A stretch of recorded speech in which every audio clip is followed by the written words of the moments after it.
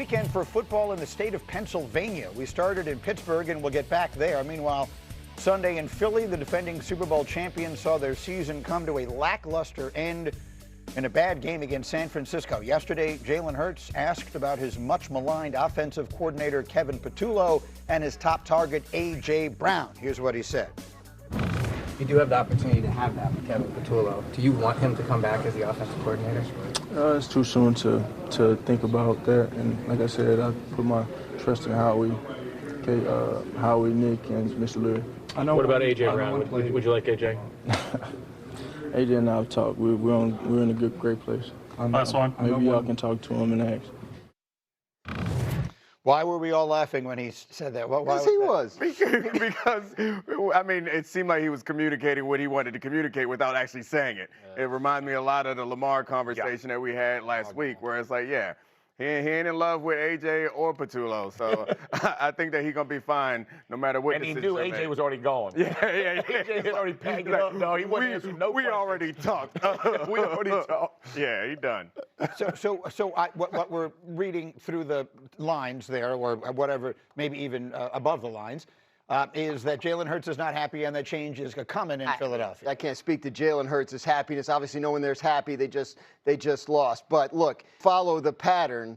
They get to the Super Bowl with Shane Steichen as offensive coordinator. He becomes head coach of the Colts. They promote from within. It doesn't go well. Then they hire Kellen Moore. They win the Super Bowl. He becomes head coach of the Saints. They promote from within. It doesn't go well. I think whoever's the offensive coordinator of the Eagles next year has a pretty good shot to be coaching like the Jets in 2027. It ain't going to be Dom. They ain't promoting Big Dom up in there. I don't know. You might put him up in a lot there. of airtime. Big Dom up in there. Let me ask the question that matters in this. The Eagles' problems this season, were they coaching problems first and foremost? Yeah, I think you would lean towards Patullo for sure. And I think the largest thing for me is just the lack of QB design runs. Like if you think about Kellen Moore and what he did exceptionally well, they had 96 QB runs in 2024. That's not including tush push, so y'all can take all the tush Call push stuff for out. B10. B10, let's go. That's what I'm talking about. B10, Okay, so there we go. go. 2025, we're rocking 41, and that's a glaring. And again, it's more about continued drives. It's more about execution, leaving your offense on the field. They led the league in three and outs. Like you just look at this offense, there was just a lot going on. And again, midway through the season, they want to make this shift where A.J. Brown wants the ball more often, and they give him the ball more. If they go 0-3 in that stint, like at some point, whoever's in charge of the offense, whether that's Sirianni, Patullo, whoever it is, has to lay, this is our identity, this is what we're going to do, this is what we're sticking to. And with a defense like this, I just want to make this clear. Think about Houston's defense last night. Yeah. They score 2 touchdowns. Mm-hmm. Their quarterback puts the ball on the ground 5 times, and they still win, okay? So if you're going to be a defensive-led team, then your offense does not need to be a risky team, and it can't be high risk. So I thought there was a decent balance, but at the end of the day, you can't listen, you can say what you want about the last drive, Dan. The receivers got to catch the ball.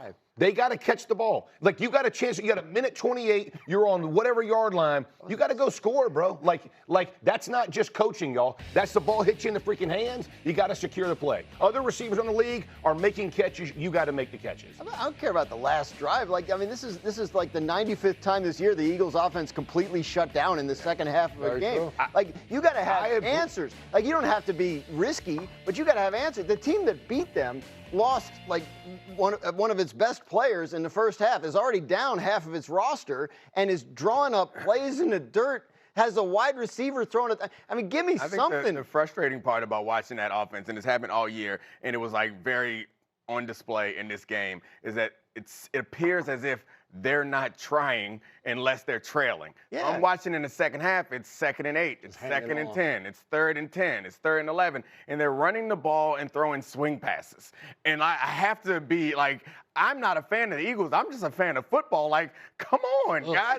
And I imagine the Eagles fans are watching it try something. We've been together. We won a Super Bowl last year. We've been together all year. And our answer on 3rd and 10 is a swing pass to Saquon Barkley that's That's not working, and I get it. AJ, when they did try to attack downfield, AJ had some drops, but it's still, like, this is the point that we made about this team all year, and maybe they just weren't as good as we wanted to pretend that they were. But the point that we made was the reason why we wanted them to be more aggressive offensively is there will come a game where the breaks won't come your way, and you wish that you would have extended a lead. And I'm watching this game, and they're like, we're up by 1. Let's go ahead and punt. Let's figure out how we can punt and not make a mistake. And on the other side, while Purdy wasn't perfect, he's throwing interceptions, but you watch this team, which knows that they aren't that good or knows that they don't have that much margin of error. They're like, look, we got to take shots, and we're watching the Eagles like, come on, do something. They're not trying. 2 thoughts from here. One, how hard it is year after year to get to that elite level and to truly be contending for a Super Bowl. I remember being in New England, winning in 2018, and we came back for that offseason. All the guys in the locker room, all they said is prepare yourself. Whenever we win, we have our hardest offseason preparing for that next year because the coach there believed that when you get to that level of success, it takes another type of effort to do it year after year. That's why we're watching the Eagles and we're saying, all right, they get to the Super Bowl, then it's a wild card exit. They get to the Super Bowl, and it's a wild card exit. When you talk about their offense, for me, we all look at Kevin Patullo, and yes, you can talk about creativity, you can talk about forwards, all of these things. It comes a point where everybody has to execute. Players and coaches all on the same level. This is in this game this past weekend. They're going no huddle. The quarterback's at the line of scrimmage, and he's communicating with everyone. You can blame the coach for this. You can blame the quarterback. You can blame the players. He gets them in what you would assume is the perfect play for what they're seeing on defense. He's going to look up top. You're going to get a slant on the outside, and then Saquon Barkley going to the flat. It's covered. That's okay. When he comes back to the bottom of the screen, A.J. Brown is blocking as if it's a run. Devontae Smith released and just looked at the quarterback as if he didn't know the play. This is in the middle of a playoff game. So, yes, you can blame the offensive coordinator, but when the headset goes off, the quarterback is at the line of scrimmage, and he is now in control of the offense. So you're going to continue to blame Kevin Patullo for all of that as well. We saw so many plays in that game where players didn't execute, and then we saw a simple offense. So it's all of them. I get your point, and that, you can blame a bunch of people, but that also is coaching. Yes. Like, that's also coaching. Like, we